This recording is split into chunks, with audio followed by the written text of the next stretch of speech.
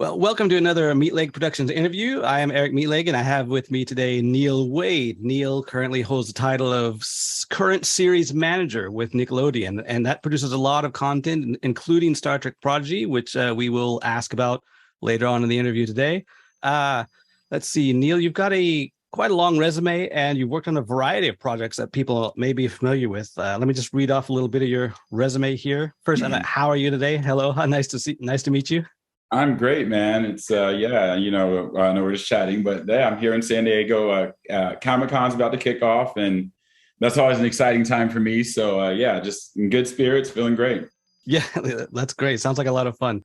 So let's see. I just want to read off a bit of your resume. Like you worked, let's see, starting like 2009, you were a production intern for Dora the Explorer. That was with Nickelodeon, is that correct? Yes, on Dora and Diego, no less. So.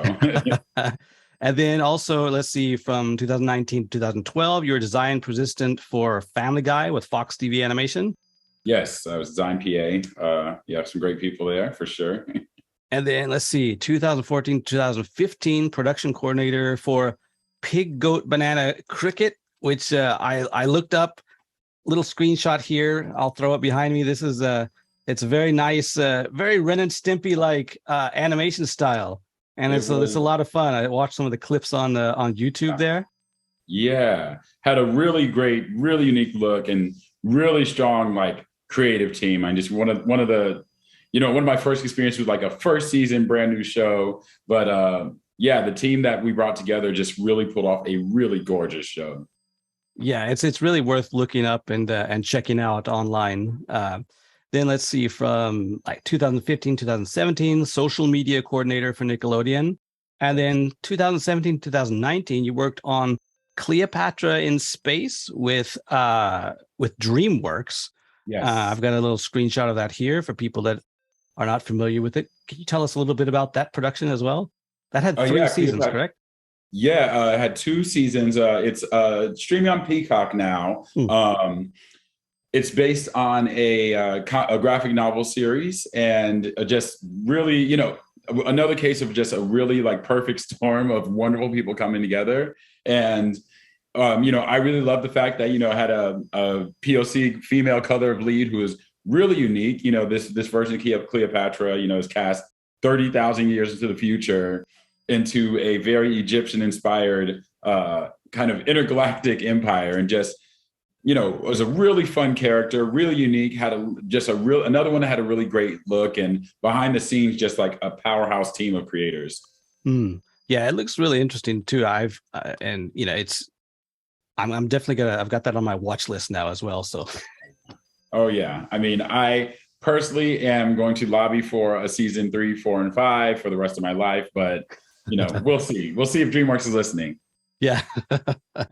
Let's see. And then since 2020, it looks like your title has been manager of animated current series, which is one of the things that you're doing right now. So one of the things that I like to ask is I like to ask questions that maybe, like a younger version of myself would want to know. So like, what was it that made you want to get involved in the animation industry overall? I tell people, a million different things, but, I grew up and I was, I love cartoons. My parents didn't have us watching a lot of TV during the week in particular. So, and when we did watch TV, we had to kind of have a certain amount of reading done or studying done to earn those hours. So early, Saturdays were really when I got to watch TV. And of course, that was Saturday morning cartoons.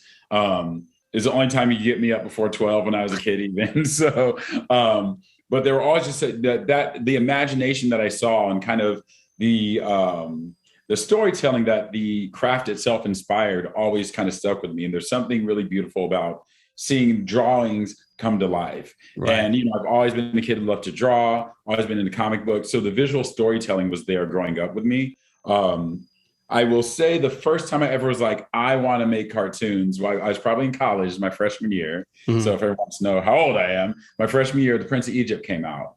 And it was such a mature form of storytelling. And I'd already been a fan of anime, but I had never considered a career in making it. But anime was this very unique form of animation that at the time, was not very popular. I keep telling people I was into anime before anime was cool. And so, yeah, it was the Prince of Egypt that I saw, and just seeing this, mature feature film, beautiful animation, that I was like, wow, like it would be really cool to do that. And I made a very weak attempt at my school to find an animation program. And I remember I went to the art school and I was like, hey, I want to do animation. And they're like, hey, yeah, there's a girl here who does animation. And they introduced me to her. But at the time she didn't speak English. And they kind of were like, hey, yeah, why don't you sit with her and hang out? And I wasn't, as ambitious as I am now. So I kind of was like, nice to meet you. See you later. And so that was the end of my college experience with animation. The big turning point that actually led me on this path was when at my senior year in college, I was studying architecture because in my head that had been, drawing and a profession, and my parents will, be satisfied and I'll still be able to draw. It hit me during my senior year. I was like, oh my God, I don't want to be an architect.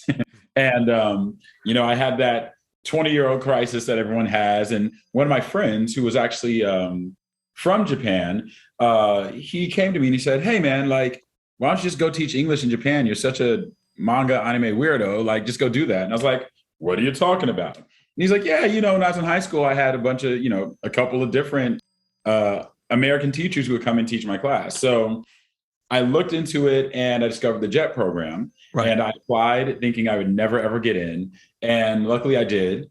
And I tell people it was the best decision of my life, completely put me on the correct trajectory. It was built my understanding of the world, built my understanding of people, and just understanding a global community and how much we really are just alike. And yet so different in beautiful ways. But while I was there, I went and saw Mind Game, which is a film by Masaki Yuasa. And I remember walking out of that film and I turned to my friend. I was like, I don't know how, but I want to go do that. And so, I finished out my time teaching there, came back to the US, and I had a really good friend in California. And she's like, hey, like, if you want to do animation, this is where you need to be. You need to go to Cal Arts. And I was like, I don't know about California. But as I was spinning my wheels more and more in my hometown and not going anywhere, I was like, I've got to do something. I've got to get out of here. I got to do something different. And just one day, about a year into it, I got up in the morning and talked to my mom. And I was like, hey, Mom, can I borrow your car? I'm moving to California. And I think she was just happy that I decided to do anything and was not going to be in her house anymore. So so she's like, you get a week. She's like, give it a week. And then if a week you still want to go, you can take my car and go. So week went by, got my things together. And I remember I had my laptop and a Rubbermaid tub and a blanket. And I drove out to California to become an animator. And I applied to a few animation programs. So, some of the bigger schools. Got a place, got a little job. I thought I was really doing it. And about 6 months in, I got rejection letters from every single place I applied to. I also got fired from a job. That's not on the resume. And my roommate at the time left. So I was like, okay, that's my, at the time I had multiple jobs. So I was like, that was half my income. That was half my rent. And I now don't have a purpose here. And I was about to leave LA when a really great friend now, about the time she was my neighbor, she's like, listen, if you leave this place, you are never, ever, you're always going to sit and wonder, what if you become an animator? So you either go home and regret the rest of your life, or you figure it out. And that was kind of like the fire I needed lit under my ass. So I figured it out. I went back to school. I went back to school and was kind of working towards a few different things. And this took a couple of years. And it was actually one of my instructors in school was like, hey, I can see that you really, really, really want to tell stories with your artwork. And what do you want to do? And I was like, well, animation was why I came out here. She's like, great, you're getting old. And so you either need to find a graduate program or you need an internship.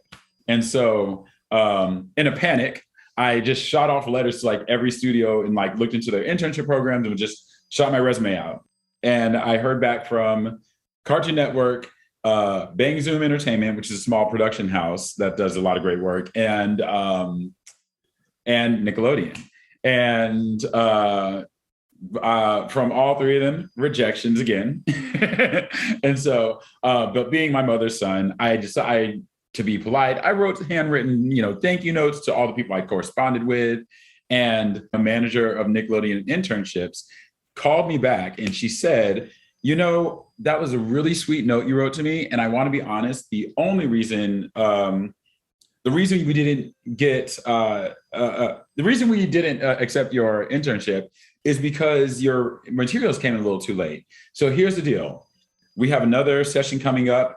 Definitely reapply, and we'll see what happens, right? And so I did that, and luckily that time around I got in, and that was the beginning of my internship at Nickelodeon, the beginning of my career. Nice. Wow. Yeah. So yeah, just extra little bit of kindness goes a long way sometimes. You ask anyone I work with, I have like my rules of engagement and rules of operating in the in the industry, and that's number one. I'm like, be nice to everybody, because you never know who that next opportunity will come from. You never know who will be your boss. You never know who will be your peer. And I say that knowing that, there are interns of, people who are interns of mine in the past who have now been in positions to help me get hired in other places. DreamWorks, it was, one of the people that really helped me get that position had been one of my former interns who is now a producer there. And so, it sounds like it's like I said, be nice to everybody. And a lot of people, it's networking. A lot of people talk about networking and it has a bad connotation and things like that. But I'm like, for me, networking is just making friends with people who do things you like to do. Right. And so, being nice, it's not even about, well, I hope this person does give me that job, or I hope that person is going to do this for me. Mm-hmm. But it's just by nature, the network you have, the larger the network you have, the more opportunities will flow to you, the more people want to work with you, the more people know who you are and know what you're capable of and know what is a good fit for you. And so, so you end up having this like almost a social circle. And again, we're all animation nerds, so we're already kind of on a certain level, but you almost have this social circle that's built that's only going to get better if you're nice to people. There's no reason to be mean. And also in the animation, by and large, everyone is pretty nice. And so if you meet somebody who is not, the next guy is going to be really cool. Yeah. Yeah, that's amazing. So don't give up. Keep being nice. Just look for different pathways when you find a blockage in one area. It's a great way to look at how to get started. Yes. Yeah, I've seen a lot of that, like for example, on Reddit and stuff, like in the animation section, people asking how can I get started? So, I mean, I think this is a very inspirational story that I think, we can share and give people, some hope. So I think most people have kind of a general idea of what it means to be like, showrunner, producer, director, kind of a hazy understanding. What is actually is the definition of current series manager? Like what kind of things does your particular job entail at the moment? Yeah. So for a lot of people, it's I describe it as I'm a creative executive. And so we're the guys you hear about who are like, yeah, the studio said we couldn't do this, or the executive said we couldn't do that. That's kind of the space that I'm in. Mm-hmm. But I'm the guy that says yes. So, but, and also, the role of the current series department is we manage our current series that are on air and in production at the moment. And I described it as we're kind of cousins to development. And a lot more people seem to understand what development is. Development, of course, is where that's where they take the pitches, they work with a creator, and they develop the show into something that the network can use, the network can put on air. Right. So development all happens before the green light. We step in with the green light. When that show leaves development and they decide that this show is ready to go on air, it comes into our stable. And our job is to be like, okay, development created the show. The show is meant to be this. The character is meant to be this. The story is this. Our job is to make sure that the show stays on track that way. So we are kind of like the experts for whatever show we are assigned, So if I was assigned a SpongeBob, or I mean, I am, I work with Casa Grandes. And so it is my responsibility to know everything about this show know everything about our character, first, most of the continuity, just I should know what's happening in every episode. So when things come to me, I can say, ooh, maybe it's a freelance writer, for example, and I get a script and I'm like, that thing that, Ronnie Ann just said, that's not something she would say. What can we do to make this feel more like her character? Or if the story isn't working for one reason or another. So that's where the creative part of the creative executive kind of comes in.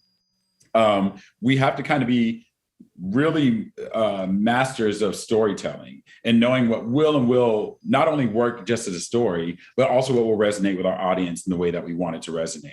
So, there's sometimes something will come through and I'm like, that seems a little too mature for our 6 to 11 audience, or something will be like, that seems a little too young for our 6 to 11 audience. So it's really kind of understanding the show down to its bones and making sure that anything about that show, anything that goes out, whether it's the advertising, promotion, a partnership, all of it should stay in line with what we designed the show to be and say. So that's what our job is. It sounds, for a lot of people, that sounds a little tough.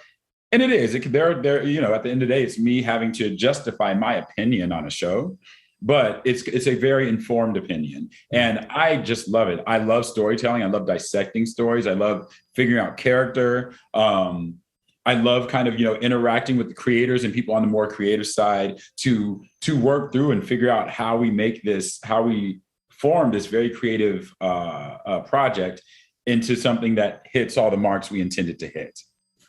When you are looking at editing story and dialogue and, direction of character, are you looking at it at for example, like the storyboard point, or are you looking at it from like after they've already got, for example, some actual animation done, whether it's a 3D or whether 2D, or is it at all points? Are you looking at all points?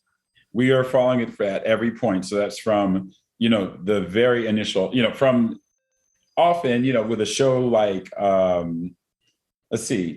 show like Star Trek Prodigy, this is a first season, it's brand new. So like I was on it from the Bible, the Bible being finalized to the first premise, through all the scripts, through all the boards, through all the animatics, up into the final animation. All that is something that kind of goes through us.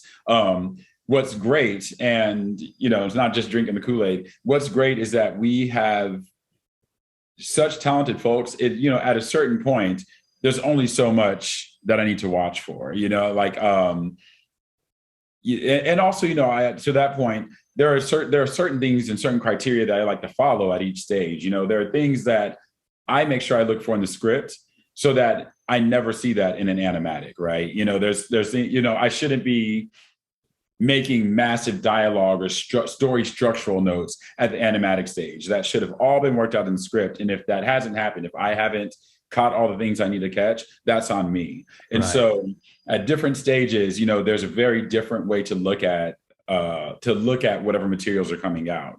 And to that point, I also say each show is so different. You hear this everywhere. Everything is so different. Every show and every production is so vastly different that, I have to look at it with different eyes. The way I look at Star Trek Prodigy is very different from what I look at in the Casa Grandes, which is very different from what I look at in Big Nate.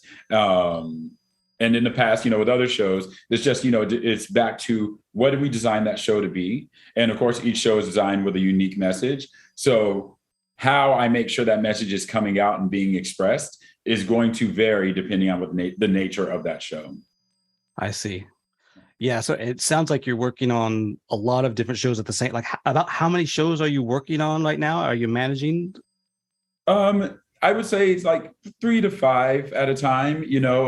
Some shows are a little more difficult. Again, a show that's starting up and brand new will demand a lot more time and energy than a show that's, on its feet and running and has been on for a couple seasons. So at the moment I'm on, 3 shows. 2 of them are in their first seasons. That's Big Nate and Star Trek Prodigy. And, it is a lot of work. I tell people it takes a lot of time, and there's a lot of, reading and then kind of, dissecting what you're reading and then, giving notes. And that's a process that takes a minute. So it really does depend versus like the Casa Grandes, which is in its 3rd season. And I mean, at this point, I'll get a first draft script.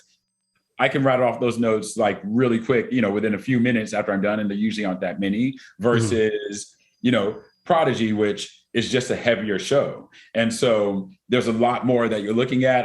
There's a lot more detail to watch out, and there's a lot more questions I'll have a lot of the time. So sometimes it won't be notes. I'll be like, hey, can we clarify this thing? And I'll get it clarified and like, oh, okay, that was something that was very much a visual story beat. And so, yeah, maybe didn't come across in script. So yeah, that's kind of that it really depends on the show and like as to what the workload is. Right. What were some of the like when you mentioned, growing up when you were a kid, what were some of the like the animation titles that you enjoyed like as a kid on those Saturday morning cartoons? What do you remember being enthralled by? My number one favorite cartoon as a kid was Cops. It stood for Citizens Organization of Police Specialists. It took place in the future. And to me, it was like this, one of the first visions of the future that I was just like totally taken with. And like, even now, Afrofuturism and futurism, speculative fiction are always like some of my favorite genres to play in. And so, right.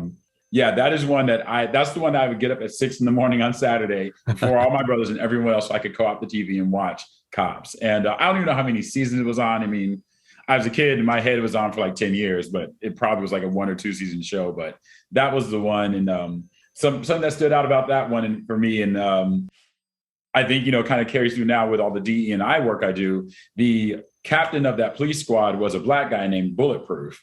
And and I remember just being in awe of this character. Is one of the first Black characters I saw in such a position of power and leadership. And just, he looked really cool. He had like a cyborg body. Like, I just thought he was the dopest dude. So yeah, Cops was probably my favorite. Thundercats, of course, is up there. I think it was this weird kind of fantasy future, science fantasy kind of adventure that, going back and looking at it now, doesn't totally hold up story-wise, but I just visually, I think there were some great ideas. And even within that world, maybe the stories weren't the strongest, but the concepts behind a lot of these creatures and the characters you had were just so imaginative and still are so imaginative to me. So it's these seeds of like imagination that really took me with some of that stuff.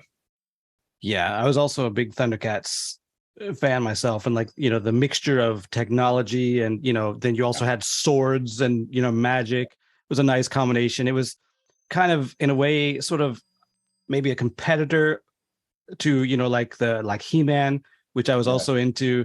That also had the same kind of feel of swords and magic and also lasers. And Thundercats was it was just beautiful. I was actually just recently showing my kids like some of the like the Thundercats theme song. They're like, oh wow, that looks, we want to watch that. So may have some young Thundercats fans, and they've seen 3 episodes so far of the original He-Man. So I'm trying to get them into some 1980s inspiration. I mean, listen, I tell people the best time to be a kid, and a lot of people will argue, I'm sure, but man, the 80s, between the cereal and the cartoons, I was golden. Yeah, that was a good mix, definitely. So I wanted to ask questions about some activism that you may be involved in, like that you're involved in. You are originally from Tulsa, Oklahoma, so you and I have that in common. In fact, right now I'm wearing a T-shirt from our high school. You saw this is I sure did. Show it to you here. I got this is it says Booker T. Washington's right there. That's and right. Come on, Hornets. Yeah. It's got if I turn around to the back, I can show you. It's got the Hornet logo on the back there. All right. I don't know if you can see that. Yeah. I'll let you know where you can get these T-shirts. We're not a sponsor. They're not our sponsor, but I'll send you a link. It's a great shirt. And y'all wouldn't have us without them. So yeah. Yep, exactly. So I wanted to ask you about your activism in the community of Tulsa. You are the director of outreach and public relations for Black Queer Tulsa. Can you tell us about your role and how you participate? So Black Queer Tulsa is relatively new. I moved back to Tulsa during lockdown and in 2021, and almost immediately, it's kind of, I've been involved in various like forms of like civic programs and activism in LA. And going back to Tulsa, number one, I was really surprised at the activist community that was there. But I actually met our founder, Daniel McHenry, and his story. You know, I'm not going to tell all of it. That's totally his. But he had been very active in his church, and when he came out, essentially felt that he was abandoned, and was kind of, you know, a lot of the community turned their back on him, and he realized as a Black gay man, there weren't any resources. There was no place. There was no really community existing for him. So he actually had founded the group in 2019, well before the pandemic. Of course, everything hit, and that, you know, that put a break in everything. So when I was arriving in Tulsa in 2021, he was like, "Yes, I'm trying to get this group off the ground," and my response was, "Group, I love starting groups." So what do we have to do? And so along with him and several other members, we kind of just, you know, hammered out a vision and started putting on events. And the response was, I don't know how to describe it. It was just, it's like people just came out of nowhere. And like, we had our first event actually during Tulsa Pride in 2021. And we do a little kind of Pride after party. And we were like, hey, we put it on Instagram. We weren't sure who was going to show up, and we packed the place. And so many people were coming to us who were like, "Oh my gosh, I moved here and I just assumed I was going to stay home and go to work, and there wasn't my community here. I didn't have a place."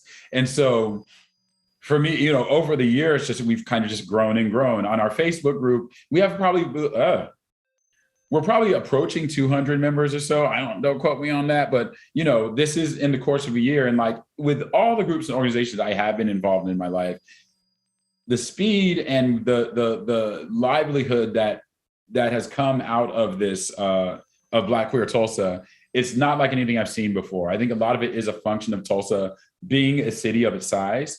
But I also think there was just a real need for community. And not only were people coming to us and showing up and just participating, we have, to this day, people come, like, they're like, "What can I do? How can I help?" And we actually successfully threw Tulsa's first Black Pride celebration just this past June. And once again, just the way we had sponsorship, we had corporate support, we had so much community support, and so many people show up, and so many people coming from the most unexpected corners of the community showing up, and we, you know, families, and so many things that was really inspiring, and like remind me, it's like, okay, this is making a difference. This is something that has never happened before, and it's something that Tulsa really needed. And so that's kind of my version of the story of Black Queer Tulsa. But on top of that, what my role is with outreach. And to be honest, we didn't do a whole lot of outreach in this first year. It really was more about kind of building the community, and there was a lot of kind of internal, like, housekeeping, that as we learn new things, how do we make sure the organization is still viable moving forward? So we just become an official 501c3, and we've kind of been laying out, you know, our 1 year future plan, and that will involve a lot more outreach. It's going to be looking, you know, working with schools and working with school organizations. There's an organization, Youth Services of Tulsa, which does a lot of work with, you know, homeless youth, and we want to make sure we're reaching out there and just making sure we're reaching out and being in those spaces where we know we're most needed. And you know, it's Oklahoma, so politically there are a lot of challenges to us. There are a lot of people that don't want to see us there and don't want to see us succeed. And while that was a fear of mine early on starting out, I'm only excited now because I'm like, okay, we have enough influence. We have enough of a presence now that we can combat that. We can combat the folks who want to, you know, push us aside and push our community away. So that's all I'll say. You know, is I've kind of been, you know, on the leadership board, and just the growth and what we've been able to build is something that I never expected to see in Tulsa.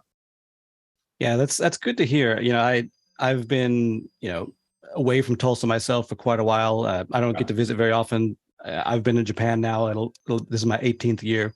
So I haven't been able to visit since before the pandemic, but I'm always glad to hear, you know, positive things happening in Tulsa, especially, you know, with, you know, coming from alumni like yourself. It's really great to hear. And just seeing Tulsa become, you know, more of a welcoming and acknowledging the diversity that exists, I think is really great to see. So yeah, thank you for making our old hometown a better place, and Man. providing a sense of home to people and community to people that didn't have it.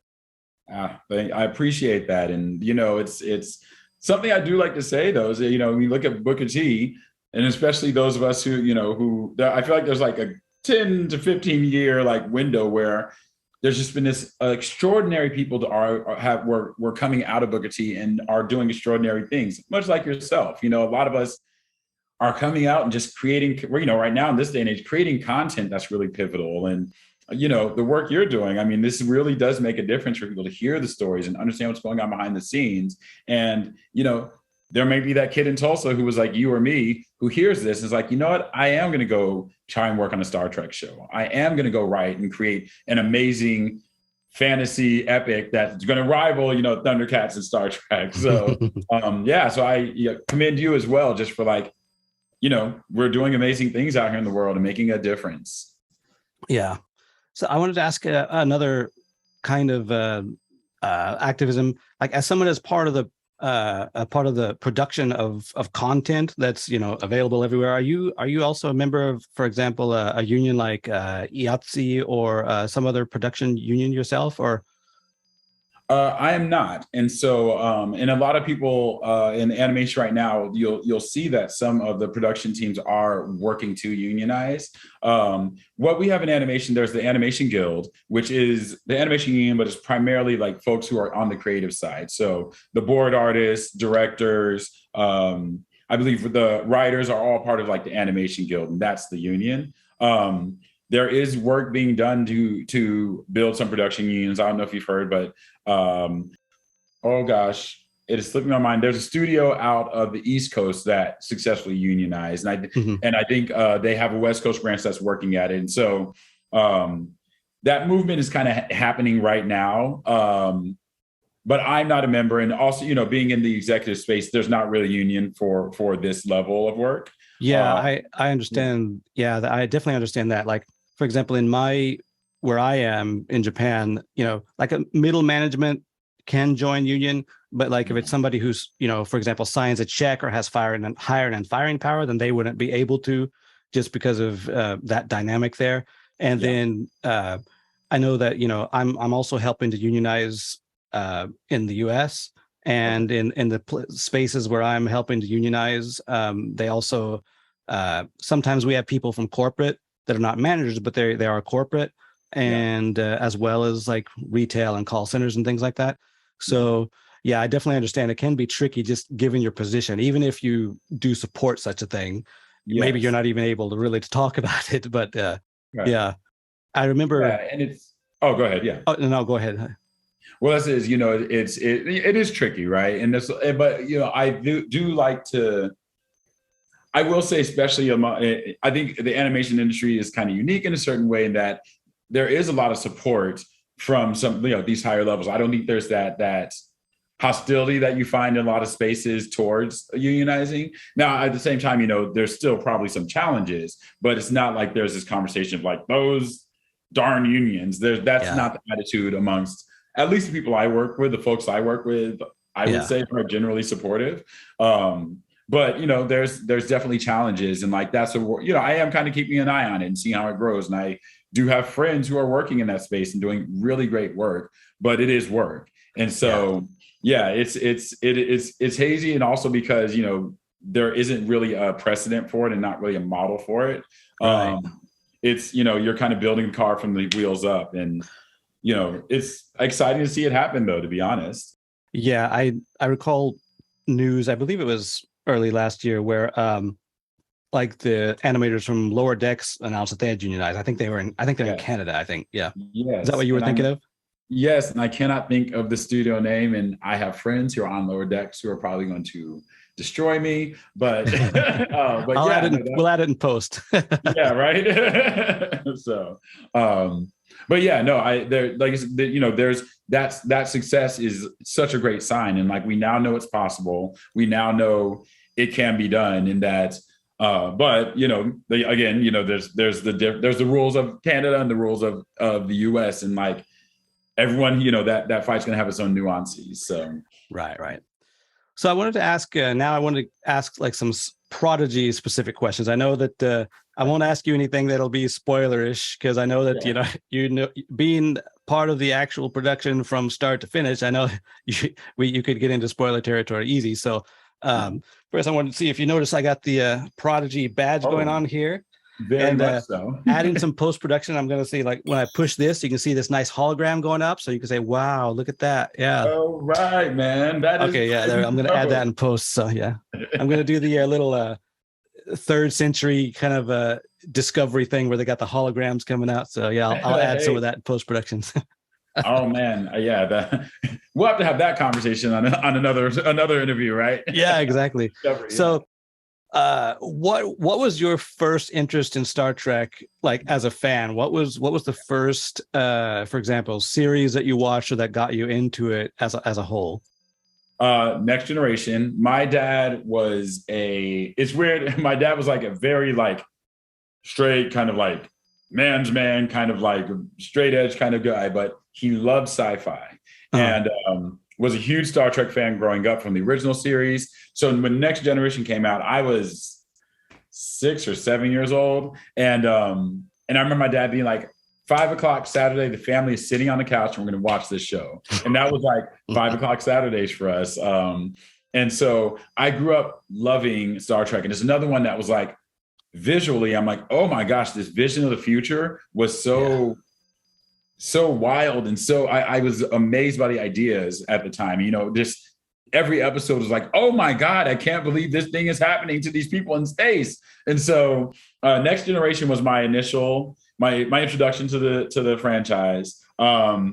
Deep Space Nine was me and my mom. My mom really was into that one, and I fell in love with it. And to this day, that's probably my favorite of the Star Trek series. And then Voyager came out my freshman year at Booker T, and that one was mine. I was like, it was on UPN. It was a brand new ship, and I had this encyclopedia, so I was like, oh my gosh, we're gonna have to update our history, and a new captain, and Janeway, like just one of the baddest characters on TV of all time. And so Voyager is the one that I feel like I owned. And then, just through college, I was just that Star Trek nerd. I had all the facts on the shelf. So yeah, but it started with Next Generation. That was when I really fell in love with it. So have you, I'm getting into it, but have you watched the new series, Strange New Worlds? Yeah. I finished that one, and that was amazing. Yeah. To me, I'm caught up on all the current series. Like, I feel like we're in a new golden age. Discovery, Strange New Worlds, Lower Decks. I've seen everything that's produced right now that's new, and Prodigy, of course. Exactly. Yeah. No, I'm caught up as well. And just like the reason I brought the Strange New Worlds, to me, it feels like, I like that. So, it's a little lighter than Discovery, but it feels like it has the feel of the original series for me. Yeah. And I said to a friend recently, I was like, I feel like this is the show that Gene Roddenberry wanted to make. It's one of the great things that people have mentioned about it is that it's very episodic. It doesn't it does have some themes that overall arc throughout the character development themes that go from start to finish, but it's not like you can miss an episode and see the next episode. You're not completely out of the water, because it's not just one big arc. Like, for example, when Discovery came through, it had several huge arcs throughout plot lines throughout the it was like everything in this episode was dependent on the previous episodes, and you don't have that kind of dependency in Strange New Worlds as much, and so it does make it a lot lighter in that way. Yeah, there's a little less, for lack of a better term, a little less labor in watching it, and that's not a negative. Like, I think, to me, it's like the differences in the shows. To me, that's what makes them all so special. I love that Discovery feels like a novel. Each season feels like a novel for me. And there are these heavier, darker themes that, to me, I'm like, okay, like this probably is what would happen if you had these circumstances. And so with Strange New Worlds, like I said, that episodic, it's great. It's less labor to kind of follow. And I like that, overall it's lighter. And then, you do have those little goofy nods with like the funny music at times. You're like, that little button in a scene that kind of made the original show so special. So it's almost like, it's a mirror in certain ways to the original series. And I feel that way about a lot of the newer ones. Even Discovery, to me, Discovery has a lot of that tone of Deep Space Nine, especially those later seasons. So I just think it's such a wonderful franchise because we're playing in this universe, this literal like galaxy and universe, and we're getting so many different windows into the stories of it. So I really love that about Star Trek as a whole. Yeah. So like Star Trek Prodigy is one of the first Star Trek series to target really a younger audience. And I think it was a smashing success for that. Like I got my 2 10-year-old twin boys into it. And they've watched different Star Wars series. And then, anything with too much dialogue is not that interesting for them. It's not going to hold their attention. But this was such a great mix. Like they were enthralled from the beginning to end of the series, and as was I. But I wanted to ask about like production time. Like when you're doing the story for the series, I'm assuming you had to write all 10 episodes at once, and then. How does the production go? Do you actually work on one episode at a time, or is everything in development all at once? Well, so, a plan is kind of laid out, and this kind of just general with a lot of animation. Usually there's kind of a plan made, but it's like episodes are produced like kind of on a cycle, if that makes sense. You have kind of like the timeline for episode 1, and it overlaps with episode 2 and episode 3. There's an overlap for sure. And so you may, the crew may be working on, 3 or 4 episodes at one time, but at different stages of the production. And then you roll through that for the entire season, if that makes sense. And so, once you ship the materials for episode 1, you're probably like, you might be in the board stage for episode 2, and then you might be just wrapping up the script in episode 3. So, there's kind of like a stacked kind of production cycle that happens with each episode. Right. Yeah. Does that answer your question? I feel like Yeah. Okay. Yeah. I was wondering like about how much, if it was even possible to calculate like how much time it took to produce one episode, because you're probably going into the next episodes before the first one is finished, right? Right. I mean, if you want to go if you're looking at from a finished script, from like a finished script to ready for air animation, you're looking at probably about a year for each episode. And that's kind of a rule of thumb with most animation. So whether it's 2D or CG or whatever, I found with television in the US at least, that's about the production time for the actual animation. Right. And of course that now I'm including, in there, I'm including the board stage, I'm including the animatics, I'm including, the actual animation and post. Right. But yeah, that's a rule of thumb. So even SpongeBob still, that's about the same thing for a SpongeBob episode. So it is weird because it goes by quick though. I tell people that it's there's so many times when people are like, all right, hey, this will be the last script. I'm like, wait a minute, what? Like, didn't we just start, didn't we just do the season premiere, or didn't we just do our Christmas special? And before you know it, you're starting to talk about the next season and, pickups and, what is that next stage for you? But yeah, it's a very fast paced kind of process. And a lot of the development I'm sure is probably initially is because you got to develop all these characters, all their backstories. And here, there's little Murph over here too. You got to get all those characters and their backstories going. And you got to develop their character arc through that as well. So I'm imagining that maybe the first season, because of that, like we've mentioned before, is going to be the most intensive compared to something that's been going for a little while.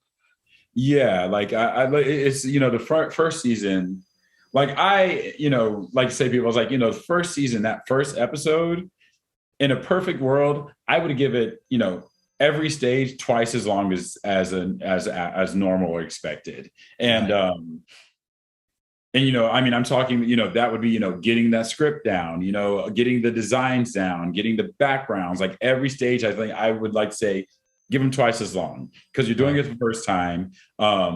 you're going to learn things along the way that will change the story. You're going to, something will happen and some story will come up, or even some technical background thing will come, like, you know what? We can't do this character this way. We're going to have to we need to figure out this character, or spend some more time developing this character, developing the story beat. Something is going to come up that's going to need more time and take a revision or an extra step or something like that. That's been my experience. And so, yeah, the first seasons are usually a little bumpy. And I think that's probably true across the, live action animation. I think that's probably true in all things TV. And, you'll hear all the time about like, oh, yeah, if you go back and look at this, you'll notice in season 2 of the show from 1994, they changed the X, Y, or Z. Why'd they do that? Because some crazy behind the scenes fact you hear about. So those things happen all the time. In animation, they definitely happen a lot. There'll be unaired pilots that, that I've been able to come across working in the industry and be like, had no idea, because it's never been on air. So yeah, the first of anything in animation are always a little more work. Right. Now there was a lot of nice reveals and callbacks during, you mentioned that you had to have a lot of details and you gotta make sure everything's in line. There was a lot of, callbacks and one of the biggest character reveals, of course, which we knew was coming, was like the first time Janeway appeared on the screen, albeit hologram form here, of course, in the beginning as their trainer.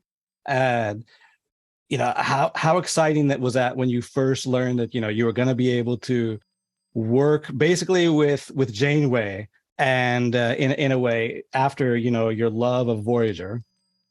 Yeah, I mean, like I said, Voyager was mine. So when I was like, "Are y'all serious?" Like, it was one of those moments where I'm sitting in the room and everyone's talking, and like they mentioned, and when I learned it, I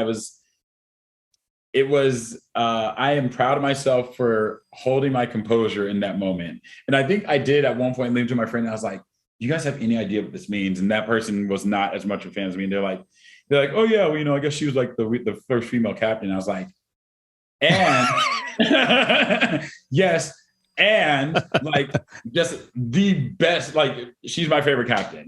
Like, she just. Right. I mean, I go back and watch episodes of Voyager, and like that's one where I'll pick a random episode, right? And I'm like, man, that's the ship I would have been on. I would have gotten lost in the Gamma Quadrant and gladly hung out with Janeway. So, and we. At the very, very end of the last episode, we get to see Admiral Janeway as the character, as opposed to the holographic teacher on board the Protostar. But I love how even on board the Protostar, they have her character with her characteristic coffee drinking here. I love that, how they added that in as part of the AI.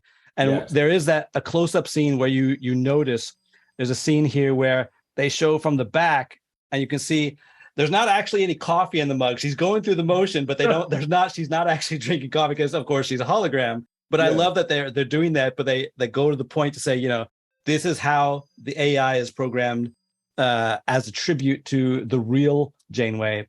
And but yeah, I love that little bitty detail there where there's not actually any drink in the mug. I mean, and that's something I really love about the show. I mean, again, it's like I feel like I'm living like any Star Trek fan's dream, because like I have been like into the inner sanctum and seeing how people are constructing the show, and the way there are very specific goals when we're making these callbacks. The team is like, okay, we'll get a story idea, and they're like, okay, well, what does this relate to that we've done already? How could we? They're very conscious of the fans, right? Of our fandom, and honoring the fandom and honoring the support. And so little things like that, the detail for the technology, all those things are like very deliberate. And our showrunners are, the Hageman brothers, Kevin and Dan Hageman. They just have such respect for not only for the franchise, but for storytelling and good storytelling and nailing what our demographic and our audience really needs and wants to see. And so, pointing these things out, they know they were very well aware of what it would mean the moment we saw Janeway on screen. Right. They were very well what it meant to have Admiral Janeway and to continue her story in this show. And, why do this in the kids show and not in one of the main series? Why don't we have a Janeway series on Paramount Plus? This, to me, this makes perfect sense for who Janeway is, what her character is. Of course, she is a teacher and a leader in a certain way, this motherly figure to these young, these young aliens. And so, to me, all that was very deliberate and very well thought out. And I love being able to be in the rooms and watch it all come together. Yeah. And another callback which made me laugh out loud is when Dahl is playing this game, which we know was an addictive game that was intent on mind control from TNG, where Wesley Crusher had on a vacation had to come and save Data so that Data could help save the rest of the crew at the last minute. This was this addictive game that he's playing right before the crew walks in. That was just hilarious to me. And this is another one of the things that, again, I don't know that everyone's the Star Trek fan that I am. Most folks aren't the Star Trek fan that I am on the show. And so when I see things like that, I remember seeing that in the animatic and be like, and I was like, did anyone else get that? Did anyone see that? Did anyone catch that? And it's sometimes a lot of fun. And someone's like, no, what is that? I'm like, oh my God, and I'm pulling up the episodes and I'm showing, it becomes this like really great experience. And one of my coworkers on the show, she talks about her son. She's like, oh my, like me and her son basically have this like connection we made mostly over Zoom because, we're talking about something. She's like, okay, let me go pull him in. I'm like, okay, what did you think? What did you think of the show? And he's asking about it. And I'm like, well, that's from this episode. And I'm giving him like homework to go watch these older episodes. And so, that's what that was my next question is like, how much homework were you assigning people that you as part of your management duties? A lot, I mean, I'm not sure how often people do it, but, I love being able to reference an episode, like so far we've seen, oh my gosh. I mean, this, the Kobayashi episode, which you brought up, it's like, when I first saw the premise for that, I was over the moon, not only because I'm like, oh my gosh, you guys figured out how to honor so much of Star Trek in one 22-minute episode. You pulled in all these folks and like, we see Spock, we see Uhura, we see Odo, like these iconic figures, and you've made them all work together. And to see them all on the Enterprise bridge, essentially, I mean, my little Star Trek heart blew up. This is my Kobayashi screenshot here. You can see I'm kind of cropped out that we got Uhura over here, we got Odo, we got Scotty, Spock, and Wesley Crusher there, and you've got Captain Dahl here with a very determined look to try to get through this. And amazingly, it looks like he does get it without cheating, just by doing absolute chaos, is what he says. And then he actually just manages to blow up the ship by resting his feet at the very, very end. He lets his guard down, but he still gets an extremely high score. So I was very impressed by that storytelling, because we all know that Kirk won by cheating, by changing the test. And Dahl managed to actually get through it, it looked like, with a win, 99% of a win. Yeah. No, and I think what's really cool about this is that, back to like kind of the legacy of Star Trek, Dahl is our leader. He's not necessarily a captain, but like, what kind of marks most every series is that the captain is always a little bit of a misfit, a little bit, outside the box thinker. And Dahl is like the ultimate version of that. Yeah. And so, I even just love this image, because I'm like in this mind, I'm almost like, here's this wild captain with, our Spock and our Dr. Crusher, these very grounded crew members, and, folks who are like kind of very down to earth, and Dahl essentially leading them. And I mean, to me, it's just, this image just is so powerful and says so much. And on top of that, what I love about the episode is like, I remember coming away and like, oh my God, Dahl's a gamer, he's like, not only a gamer, but he's got to play the ultimate game, and like the game that we all want to play. Like, wouldn't it be cool if we all got to go into a holodeck and like do the Kobayashi? And so, this is almost like such an aspirational episode for so many folks in our audience who we know are gamers. And to me, it's just kind of honors like that sect of our, fandom that in a way that we can identify, because Dahl is one of us. Yeah, exactly. Did you, in this first season, did you have a one of the episodes, could you pinpoint an episode that was like your favorite? I mean, we've talked about this one and we've talked about others. Like, did you have an episode that, I mean, you're not supposed to play favorites with your children, right? But was there any episode that really spoke to you on a personal level? I think the season finale was the two-parter, and Nicola's going to get a moral star, part 1 and 2. Yes, moral star. To me, that one, not only from behind the scenes, but story-wise, just brings everything together so well. Yeah. And it honors like who these characters are, who have come from essentially being, enslaved, and all the growth, them growing as a unit, and the camaraderie and the love they have for each other, and becoming this family unit, and now having to like face their greatest fear, this diviner who they have escaped. They now have to go back. Here, I really like this image with them coming down to face the diviner as a team, and this is where they get a shocking message where the diviner's demanding that Gwen his prodigy come with him. He's changing the terms of the deal.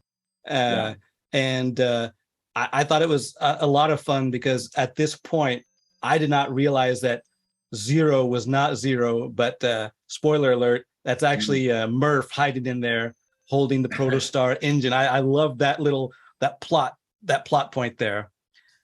Another thing that's like there's so many times I'm like, oh my God, that's so Star Trek.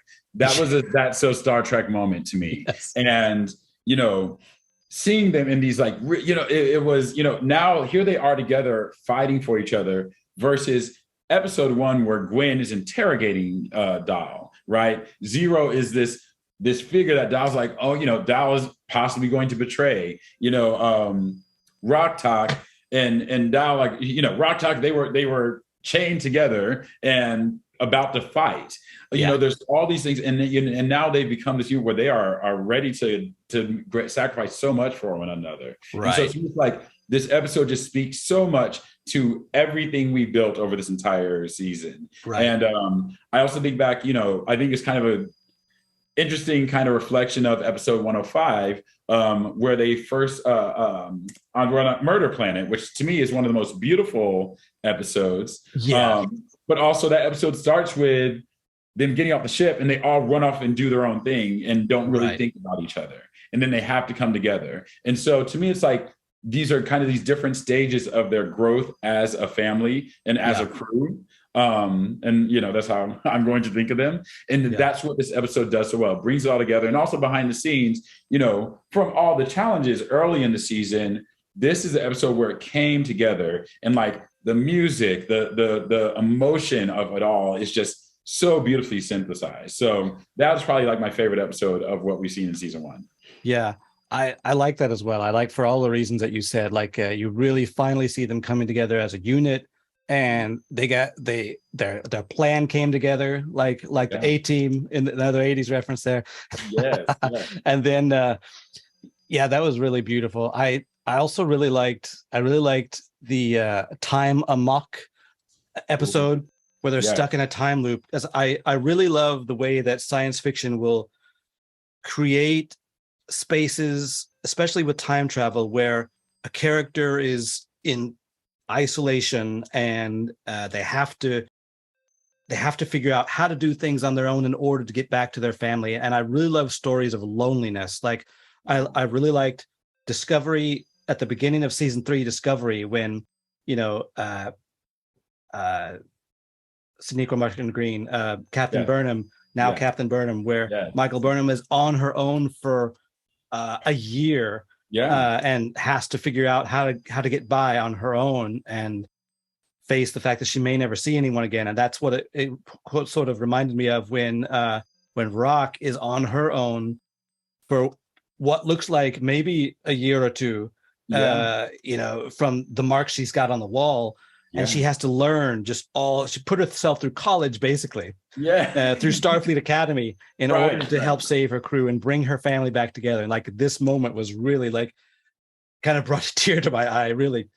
I love about this because, that's a lot of things, it's Nickelodeon, we're kids first. And so it's like, how do you tell a heartbreaking story for 6 to 11-year-olds? And we pulled it off. You know, like that's how I felt. I mean, and I love that this is the shot you pulled, because like I remember seeing, even in animatics, seeing that moment and seeing that, I was like, oh my gosh, I think this is their first group hug that's been prominently featured. Right. And that says so much about how we've grown from that first episode, Lost and Found. And so, yeah, that's another episode. Also, just conceptually, you know, we struggled a lot in the beginning. I was like, are people going to get this? Is our kid audience going to understand how this happens? And now when I look at it, I was like, wow, like visually it was done so well. Story-wise, it just was structured in a way that this is now a clear story with a somewhat, you know, complicated concept at its core of time travel. Yeah, like, you know, in Japan, you know, my kids, they're 10 years old now, and we've watched enough movies where they're accustomed with what in Japanese they just call it time slip. That's what they call time travel episodes. So I remember when we watched, we were doing the Harry Potter movies, and there's the one where they do a lot of time slip is what they called it. So they were kind of able to understand the concept now at 10 years old. And so, you know, I explained, this is like time slip, but each person has different speed. And so they're like, oh, and like I remember during the episode, there's the animation where you're going from fast to slow, and they have that animation where you're going to different points. And I thought that was visually a great way of storytelling that, and letting the kid visualize it so that they can see that the characters are at the same time, but at different place. Yes. Or and different place, same place, different time. Different time. Right. And we spent a lot of time, you know, trying to figuring out how to make that work. What was the best way to get that across? And again, you know, everyone, another place where what a great crew. Everyone from the writers to our CG team to our designers, everyone was like on board to figure out, how do we do this? How do I do this? How do I take my craft and make sure this story works in the best, clearest way? So I'm glad. I love hearing that story, because I'm like, that's what I like to hear. I want to know that our 10-year-old twins are understanding the time slip. So exactly. Yeah. Were there, now I know that you said you really, really love Janeway as a character. Are there any of the new characters? I know we're not supposed to have favorites for our children again, but are there any characters that you identify with personally, like in Prodigy?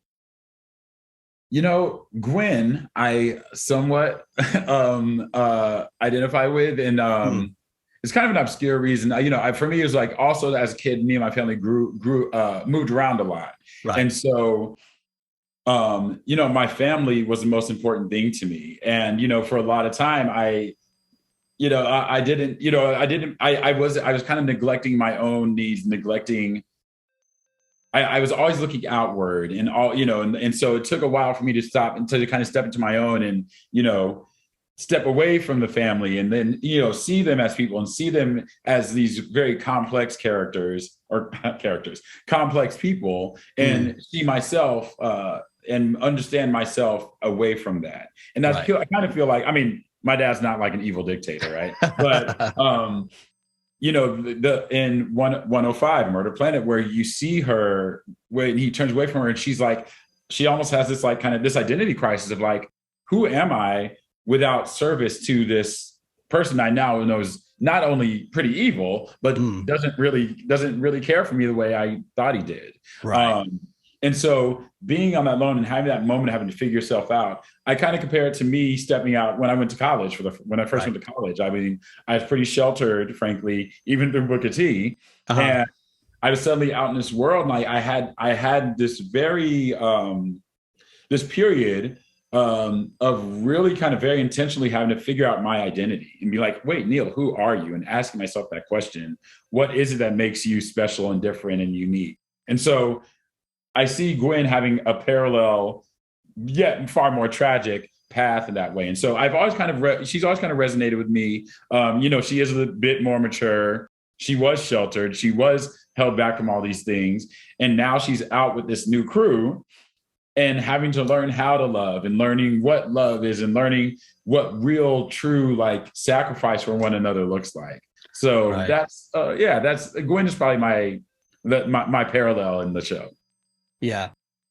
I'm looking forward to see how, you know, her troubles that she faced at the end of the season are resolved, and if she can even remember what her father told her about what's going to happen and what's going to happen when they get the now infected ship back to the Federation. So obviously I know that we're not going to ask you for any spoilers because we don't want them. But I'm definitely looking forward to that. One question my kids had is Murph truly indestructible? Because it certainly looks like it. It looks like he can eat anything. And are we going to get some Murph backstory?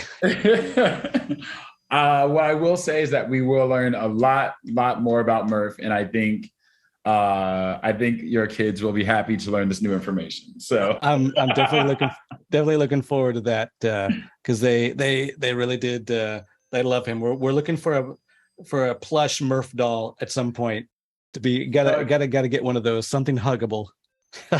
Me too. And also, just so you know, that has been a discussion. That's great. Yeah. Well, I think you've answered all of my questions. Thank you so much for your time, and I'm really looking forward to the next season and looking forward to everything afterwards. We're gonna plug Black Queer Tulsa. We're gonna plug. Is there anything else you wanted to mention that that you wanted people to take a look at? We're going to suggest what is it again? Banana Cricket. What was the name of it? Big Goat Banana Cricket. Yeah, Big Goat Banana Cricket. Yeah. Big Goat and Banana also Cricket. Yes. Another thing like Cleopatra in Space from DreamWorks. Another thing for people to look up after they finish Prodigy while they're waiting on the next season. Yeah. So, but definitely looking forward to the next season. Yeah. And I will say, I'm going to go and y'all check out Big Nate. It's another show I'm working on. Just another great crew creating a great show. I mean, it's really, to the audience, if you guys haven't seen it, get on it. It's absolutely gorgeous. And it's just one of those shows that's zany and it escalates every single episode. So check it out. Okay. Thank you so much. And thank you. Yeah, it's been great talking to you. Likewise. I'll see you. Okay. Eric. Thank you for watching. I hope this was entertaining and informative. I want to thank the amazing Neil Wade for his time and kindness. Something we forgot to show during the interview was this screen capture at the end of every episode of Star Trek Prodigy, where you can see the name of Neil Wade here, current series management.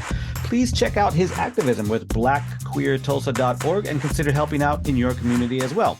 I want to thank my brother Randall Lipford for the Star Trek-ish music at the intro and his sound engineering skills throughout the episode. Randall also informed me that I made 2 mistakes while speaking because twice when I was pointing at and referring to Beverly Crusher, I accidentally said Wesley Crusher. Apologies to the Crusher family.